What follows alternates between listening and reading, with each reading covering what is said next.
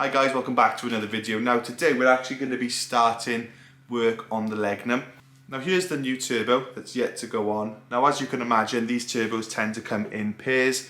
Whoever had this car, one of the previous owners, they fit the other turbo, but since the rear turbo hadn't failed, they never bothered to fit it, which is fair enough.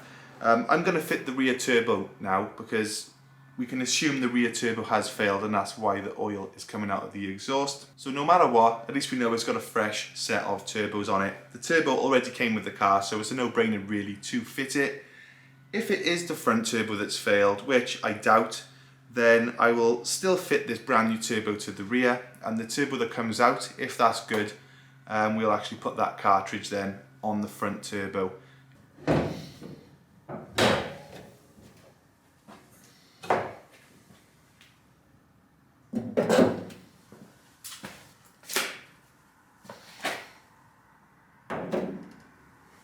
So I asked on the Legnum Club just for a bit of advice on swapping this rear turbo in the most efficient way, and they basically said you can access it from the back of the engine. Technically you shouldn't have to remove the inlet manifold, but we do have to take out the strut brace, so I'm going to start there, and I still might find it beneficial to take the inlet manifold off as well. So it's all about getting access because it's quite a difficult turbo to actually see, let alone work on and remove. Again, I'm reminded looking in the engine bay of a couple of little things like why is there no clamp on here, a few things like that. Maybe it was removed when someone was diagnosing it, maybe they forgot to put it on, the turbo oversped and it's failed as a result of that, who knows. But what we do know is we need to fit the turbo, so I'm going to start with taking off this brace, and then I'm going to see what sort of access we've got once it's off.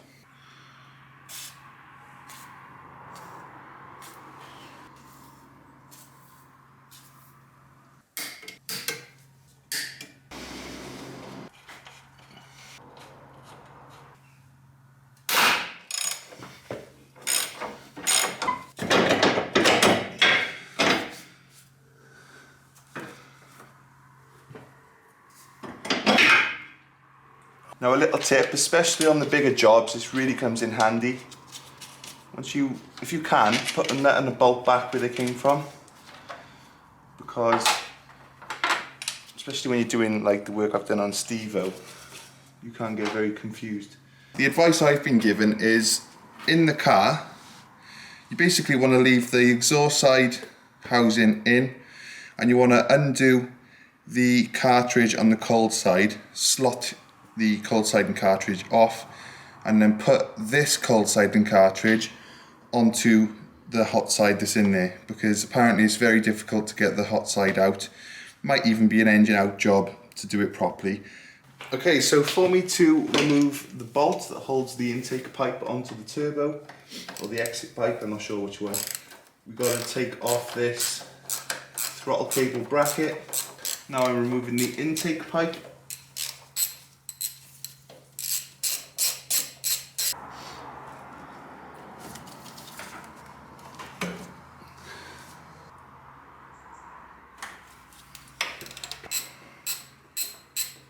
Here you can see the pipe, and down there I've just undone a little bolt which is basically like a retaining bolt that holds that pipe in place. So that goes directly into the turbo, and then down there is where the turbo is. So we basically just want to get everything off that cold side of the turbo. So this pipe now should just pull out.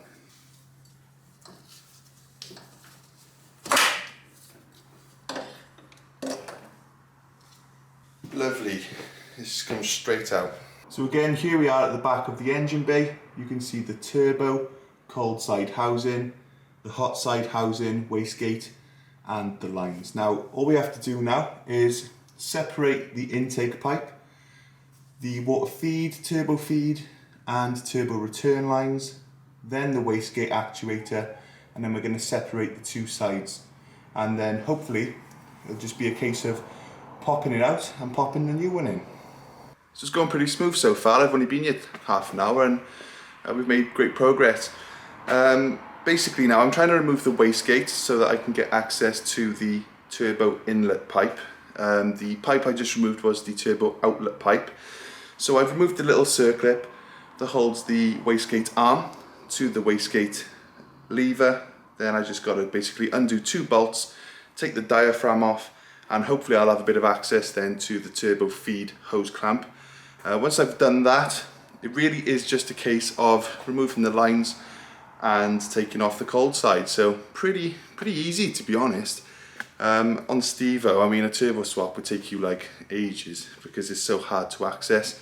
I thought this is only going to be worse, but surprisingly it's not too bad. So yeah, we're going to keep pushing forward and hopefully I'll get it off today. So I've undone everything from the cold side and cartridge off the turbo. I've even undone the center clamp. So now all I have to do is just basically give it a whack with a rubber mallet and then pull it out. A little thing that might be of concern, there is no sign of this turbo being actually failed. So yeah, not good news. Could actually be the front turbo. Apparently the cartridges are actually universal on these turbos, so the front and rear are the same.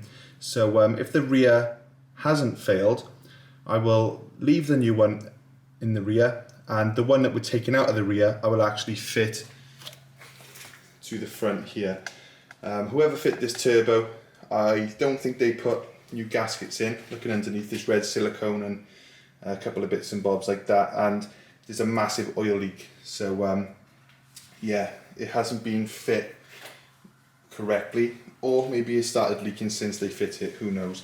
But there is an oil leak on the front, so that might be a cause, but I definitely know that this rear turbo has no shaft play. But we're going to change it anyway, and at least then it's got a new set of turbos. If the front turbo has gone already, then we'll cross our bridge when we get to it. So I'll set the camera up now and we'll attempt to actually take out this rear turbo.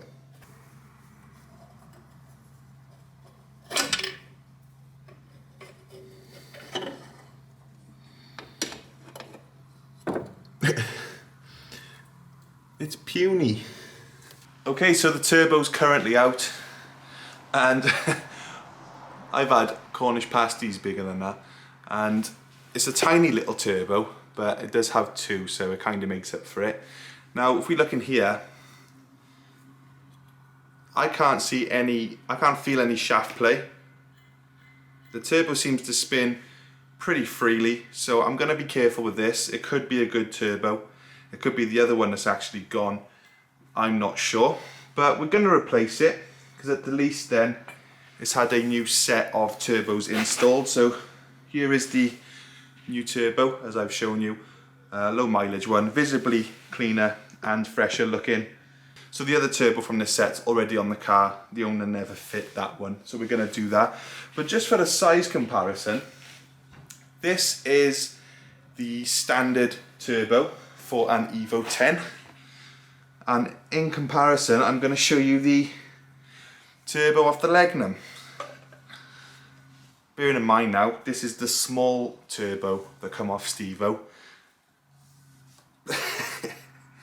It's absolutely huge, the Evo turbo. Or is the Legnum turbo tiny? I don't know, you tell me. But the one that's actually on Stevo is even bigger than that. So I think I'm going to call it a day. Got a long day's work tomorrow, so while I'm at work I'm going to be ordering, well, I'm going to order tonight a couple of turbo return gaskets, and I've also got a full set of copper washers, so they're all going to be replaced brand new. Yeah, probably going to order some spark plugs and oil and filter, and generally just try and fix the leaks and hope it's nothing more serious than that. I'm not sure what to make of this. Maybe it's junk, maybe it's not, but I can't see any shaft play at all. Does the turbo have to have shaft play for the seals to be gone? I don't think it does, but yeah, there's no signs, no obvious signs that it's wearing on the housing, maybe a little bit, but it's definitely not catastrophic. So let me know what you think in the comments, and I'll see you in the next video. Cheers guys.